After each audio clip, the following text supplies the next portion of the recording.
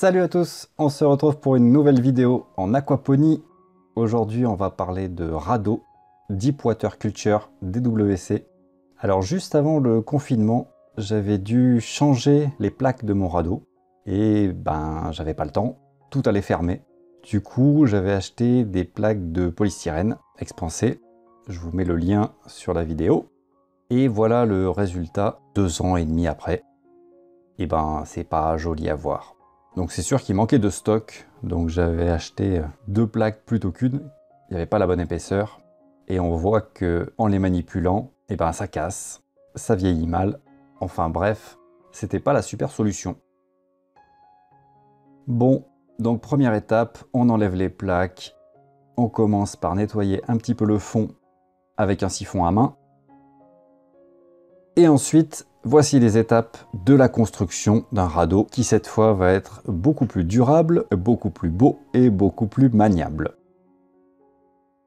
Donc pour commencer, on va se servir de bois pour faire le radeau et pour tenir les planches de bois, on va acheter 2 éléments importants.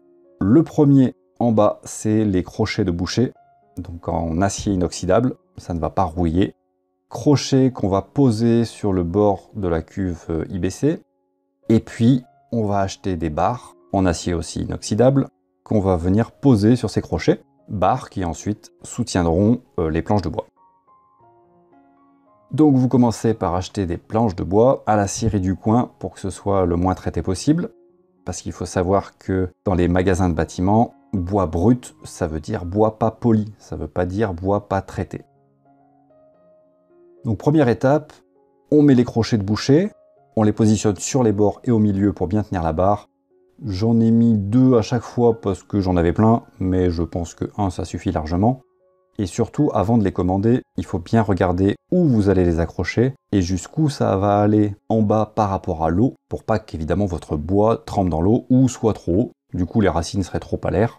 Donc avant de les commander, mesurez bien ça sur votre système. Bon, une fois qu'on a mis les crochets, c'est pas compliqué. 2 secondes pour mettre les crochets, 2 secondes pour mettre la barre, que vous aurez coupé de la bonne longueur bien sûr. Et maintenant, on a la structure pour venir poser les planches en bois. Donc tout le jeu va consister à couper la planche avec les bonnes dimensions en longueur, bonne dimension pour placer les trous, notamment le trou d'évacuation. Une cuve IBC, ce n'est pas parfaitement carré, donc on va aussi devoir raboter un petit peu sur les bords pour faire rentrer la planche parfaitement. Rien de très compliqué là-dedans.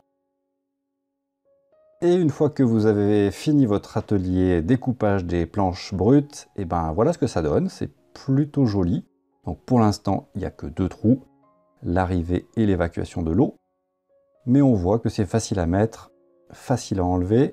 Pas de produits dérivés du pétrole, pas de plastique, pas de problème de recyclage quand vous jetterez vos planches. Enfin bref, ça ne peut être que mieux par rapport à la solution précédente.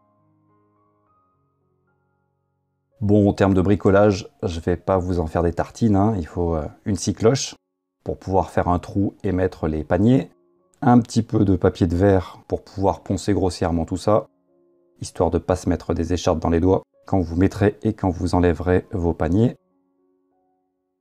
Une fois que vous avez percé vos planches, voilà ce que ça donne. Donc vous mettez évidemment l'espacement que vous voulez. Vous mettez des paddies hydroponiques du diamètre qui vous convient. Cette fois, moi j'ai mis plutôt des gros. J'en ai un petit peu marre. Des petits paniers.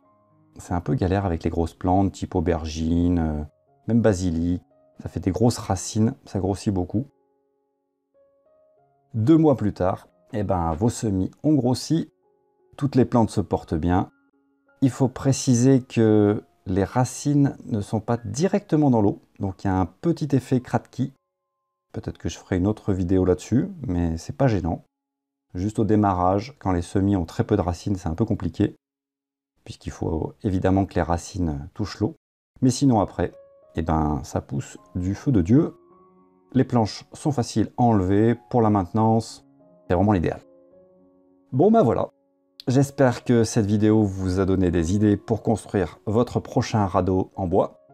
Si vous avez aimé cette vidéo, n'hésitez pas à mettre un petit like, à vous abonner et pour les plus foufous, de me soutenir sur Tipeee. Sur ce, je vous souhaite une bonne continuation à tous et à bientôt. Ciao!